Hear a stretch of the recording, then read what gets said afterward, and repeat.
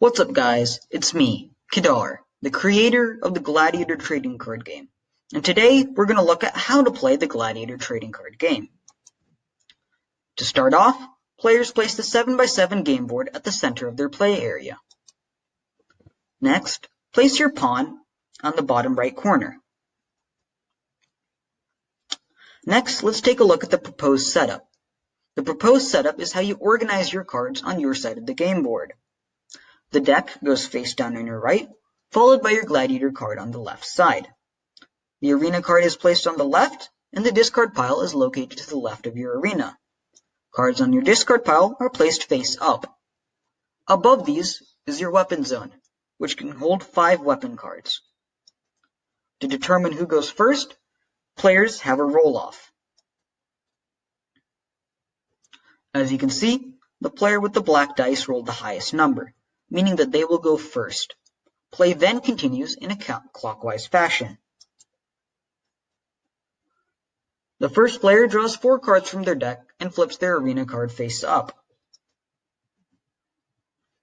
All other players draw 5 cards from their deck and flip their arena cards face down.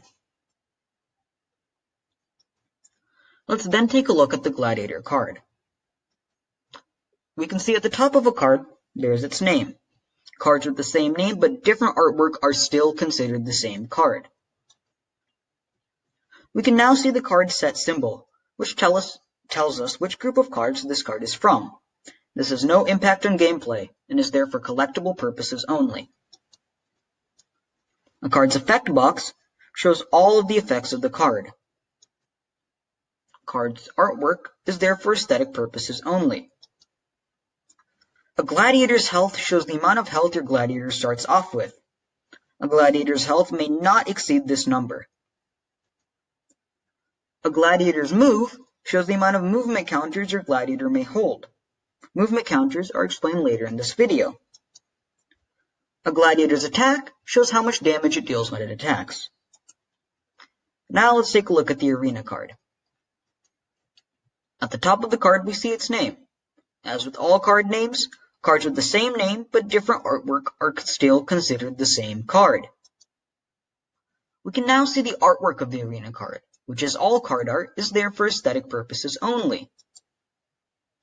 Here's the effect box of the arena card, which contains all of the effects of the card.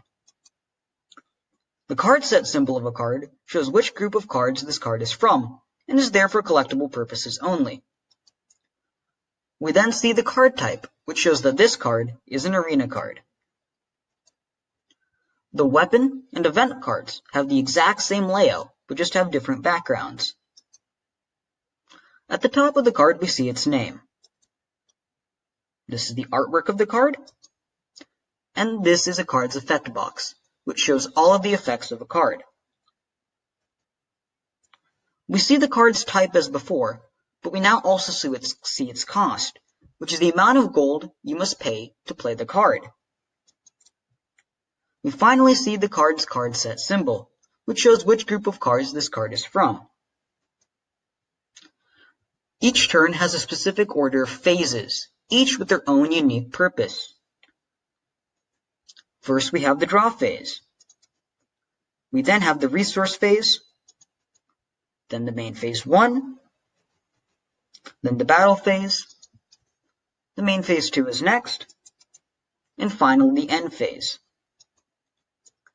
During the draw phase, draw a card from your deck. On the first player's first turn, they skip the draw phase. During your resource phase, your gold cap is increased by 1. At the start of your game, your gold cap is 0. Then your gold, which is represented by tokens, becomes equal to your gold cap. This means that you cannot save up gold. Also, your gladiator's movement counters become 0. Movement counters are explained later in this video. During your main phase 1, you may do 3 things.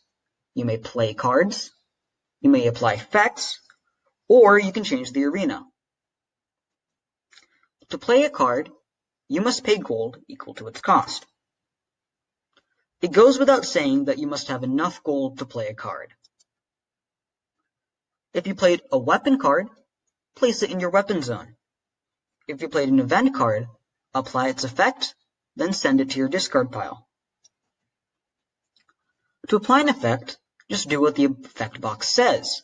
The effects of weapon cards keep on being applied as long as they are in your weapon zone. You'll notice that you can apply the effect of your Gladiator, Arena, or a card in your weapon zone if it says during your main phase 1 or main phase 2. The effects of some cards may break the rules, and that's fine. The effects of cards take precedence over the rules. To change the arena, simply pay an amount of gold equal to the arena cost, which starts at 1. Flip the current arena face down, and flip your arena face up. After the arena has been changed, increase the arena cost by 1. The battle phase is furthermore divided into 3 steps. During your movement step, you may move your Gladiator in any direction. Every time your Gladiator moves 1 space, place a movement counter on your Gladiator. The amount of movement counters on your Gladiator cannot exceed its move. During your combat step, your Gladiator may attack another adjacent Gladiator. Adjacent Gladiators are Gladiators that are in a space right next to each other. When your Gladiator attacks, subtract your attack from your target's health. Your Gladiator may attack only once per battle phase. You'll notice that the effects of some cards say 1 space away or any other amount of spaces. 1 space away means that your Gladiator must move 1 space to be adjacent to your target. Then comes your post-combat movement step, which is functionally identical to your movement step. Your main phase 2 is identical to your main phase 1, but it comes after your battle phase. Finally, there's the end phase, which signifies the end of your turn. If listed in the card's effect box, some effects of cards may be applied during this phase. After this phase, it's the next player's turn. When building your deck, you may have 1 Gladiator card that's kept outside the deck, and 1 Arena card that's kept outside the deck. Your deck consists of 20 to 30 cards, and you may only have 2 copies of the same card in your deck. Let's take a look at card rarities, which are only there for collectible purposes. There are 4 tiers of card rarities. First, there are common cards, which are easy to find and have a black card set symbol. Next, there are uncommon cards, which are slightly harder to find and have a gray card set symbol. Next, we have rare cards, which are hard to find and have a blue card set symbol. Finally, we have legendary cards, which are really hard to find and have a red card set symbol. And that's it! You now know how to play the Gladiator trading card game. Have a good day, and I'll see you in the next video.